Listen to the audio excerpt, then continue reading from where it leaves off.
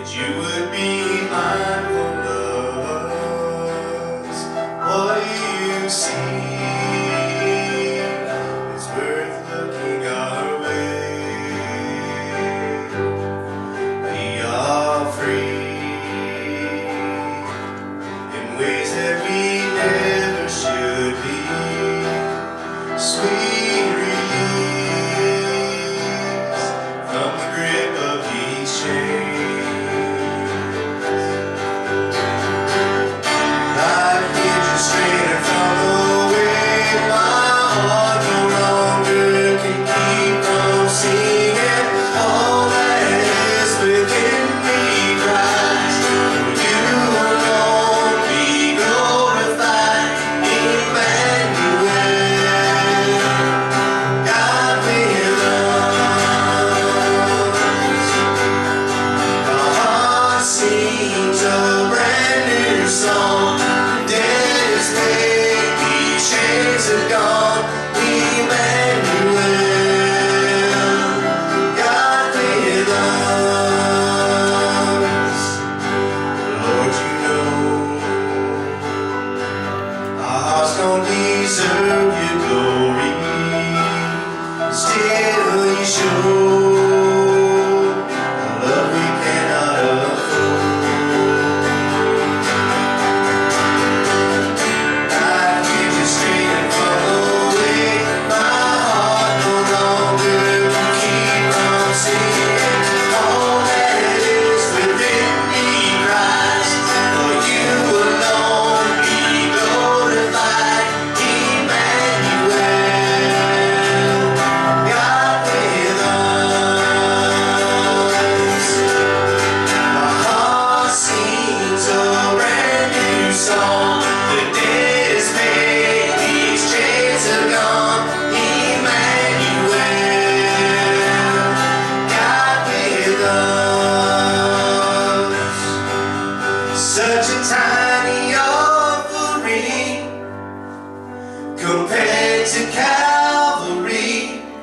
Nevertheless, we lay it at your feet. Such a tiny offering compared to Calvary. Nevertheless, we lay it at your feet. All that is within me cries, for you alone be glorified, Emmanuel. God with us. My heart sings a brand new song. The dead is laid, these chains are gone, Emmanuel. God with us.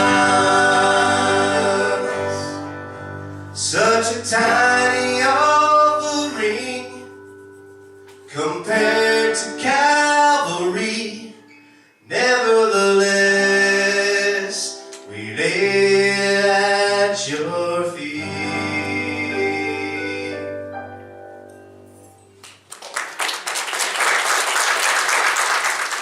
We are in Ephesians in the 4th chapter. If you want to turn to that, please.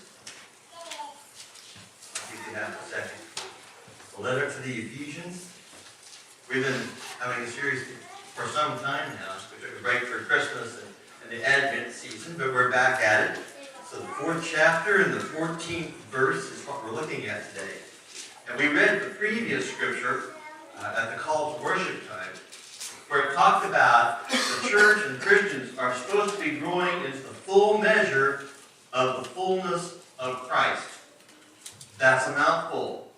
That's more than a life's work. It's an eternity's work to become what Christ was, to be the great teacher that he was, to be the miracle worker, the leader of people.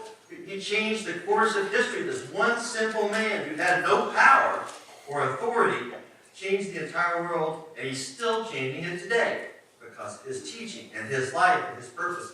We see that he had character that matched his teaching. We saw that he had power and purpose. He had commitments. He made sacrifice. And it's this that calls us. It calls us even today to come and do the same. When we think about having the fullness of Christ, it's a large thing, a big thing to do. It's radical. It's world-changing. When you were growing up, I suppose just like me, people ask you, what are you going to do when you grow up? What do you want to be when you grow up?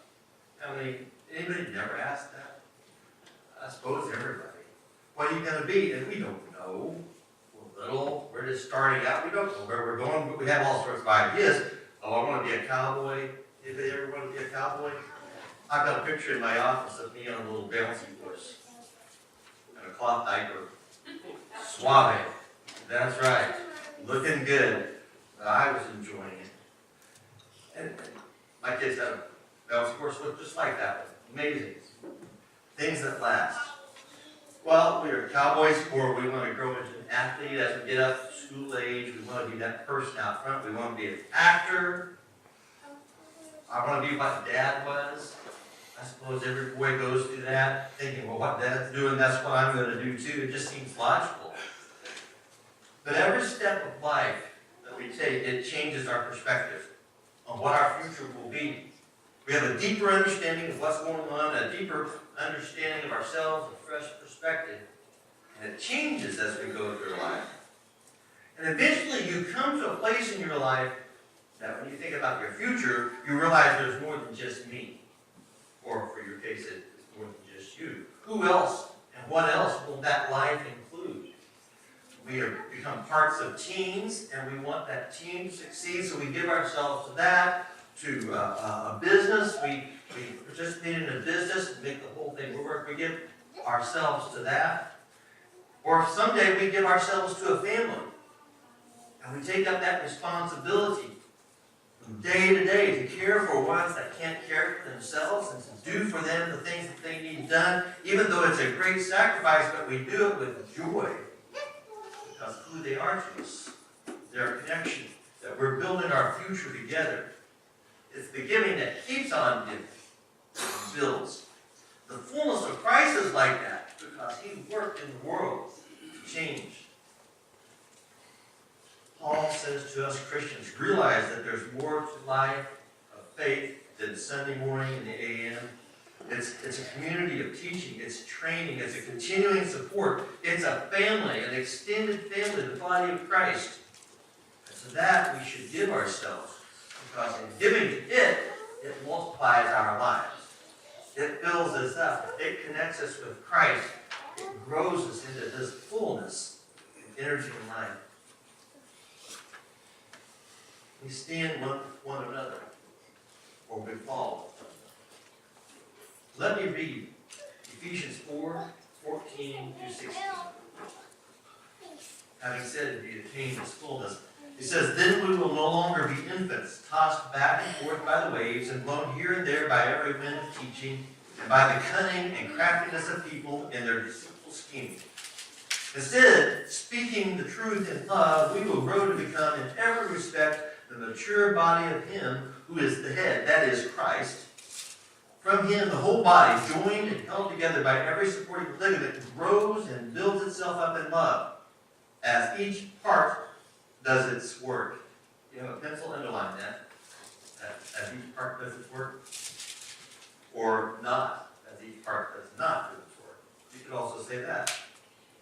He says we need to no longer be infants. What's the character of an infant? He described it as they're tossed by the waves, back and forth. That's, when I was young, it was a hard concept for me, because the only waves I ever saw was on our pond. Little bitty. It seemed huge to me at the time, that it's no more than 20 yards across, which is a big body of water for the panhandle, granted. But just little ripples, really. But when I was upper elementary, my parents went to the school board meeting. It was in Anaheim, California, and so we got to go to the coast. They packed us all up. They found somebody to milk the cows, and we went to the coast to see what it was about. While we were there, we got to go to the ocean and look at it, watch those big old waves rolling in.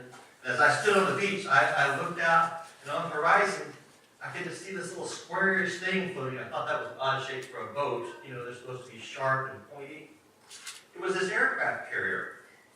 And it struck me that there's 5,000 people who live and work on that boat. There's 60 or 70 aircraft. It's like a small city, and out there it's just not even a matchbox size, it looked like. And to think of that perspective, that body of water, it is so huge and so vast that it's 1,000 miles to the nearest land out there. When you get there, it's this little postage stamp of land, Hawaii or Midway or one of those places. And the vastness of it and the power of the ocean. And it really struck me when I got down there to play the waves. I thought that was going to be some real fun. The first time one came in, it pushed me back and I about fell. And that bugged me, but what really got me was when the water went back out. Because it felt like I would get sucked out to sea. I didn't know what, it scared the pudding out of me.